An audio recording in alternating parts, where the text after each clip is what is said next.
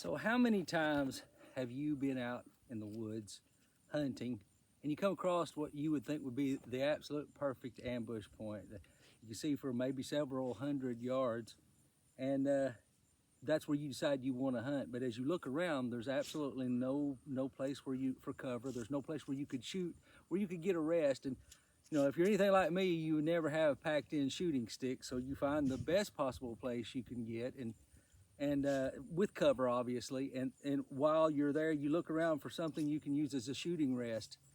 In my case, usually it is a stick, literally a stick that I pick up off the ground. Usually it's a fork. If you can, they work really well. Even a single trekking pole up against a tree, I mean, it really braces you up. But it's always very inconvenient.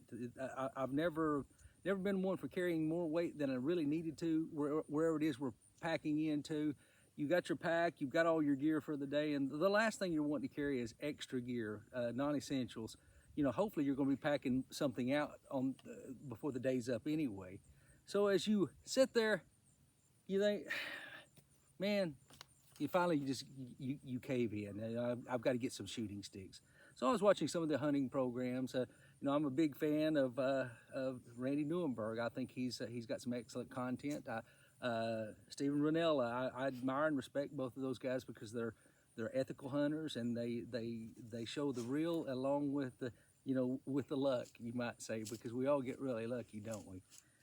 So one of the podcasts that Randy Newenberg mentioned, he said that he had decided he was going to start using trekking poles, and I thought that this was something that I would never do. Now Randy and I are probably about the same age. So now I bought a pair of trekking poles, and I thought, now, why couldn't I use those trekking poles for shooting sticks? And so I got to scheming, and all cards on the table here. I've not actually shot off of my shooting sticks that I've made from trekking poles. But the beauty, I think, of using trekking poles for a shooting stick is you're not packing extra weight, and they're really already set up for the right height. That's what I found in messing with them here in the yard. They're already about the right height. And what I've came up with is simply some cheapo trekking poles. I mean, I think you can get these at Walmart. And I'm not being sponsored. I mean, I think that's probably obvious. But these are Ozark Trail, and I'm going to give them a go this year. I'm 59 years old, and I'm going to see if they actually do help with packing in and packing out. What I've done is I've not really added a lot to the trekking pole. I added a snap here, just a little way up above the grip where it wouldn't be in my way, as well, and that's zip tied in place on the rubber, or in some cases it might be cork, so that it won't slip up and down. It'll stay the same place no matter where you're at. And I also zip tied a ring on the other end. Now how this goes together is pretty simple, and I don't know that I am stealing someone else's idea off of YouTube. I'm sure that there are other people who have done videos with trekking poles, but this is what I came up with in just a bit ago, and I think I'm going to use it. I'm going to give it a go and see if I can't make it work, but I think it will. You simply take them, and you take the one loop, fold it through. This will give you a little stability. That way they're not always falling apart on you if you'll feed it through. And then simply snap this ring in place. Same thing with the other one. Now I find you can do this two ways. You can either do this X, or you can either do it like this with your rifle across and saddle through the middle of it like that, or, and I think this is actually the best, is to do it like this. I mean, it seems to be a lot sturdier. You can pick your sticks up, and what I've seen how it works best is when you exit, you just hold it with your hand and prop it up against your leg. As you probably well know, or any shooter knows, the more contact points you have on anything, the more sturdy it is, and the more secure your rifle will be, and the sturdier your shot will be. So having said that, I think it works really well, especially with my setup. It holds me steady. You're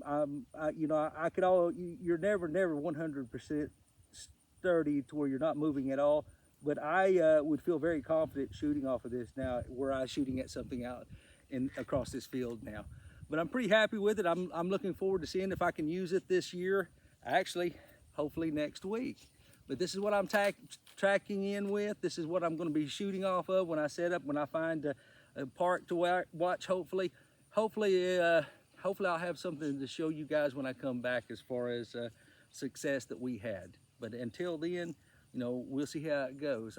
I'll probably be carrying either, I haven't decided yet. I've got a 6.8 Western. I'm really happy with it, shooting well. I have also a 300 Winchester short magnum. I'm a really big fan of that caliber. Do not know why it's not more popular, but the 300 short mag is just it's an awesome round and an awesome rifle.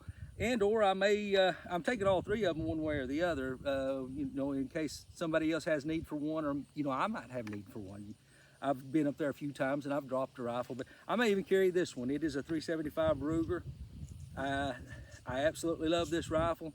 Yeah, it is a recoil king. You know, worse than that, it is with the 20-inch barrel, it's super loud. But you know, it does no more damage than any of the other rifles. In fact, I find it does less damage than a 7mm Magnum on deer-sized game. And you know, it's a dead right there rifle too. I mean, when you pull the trigger, if your shot is any good at all, they're not going anywhere, especially with 270 grain slug. But anyway, this is my setup for this year. We'll see how it goes. Hope you all do well, and thank you for watching.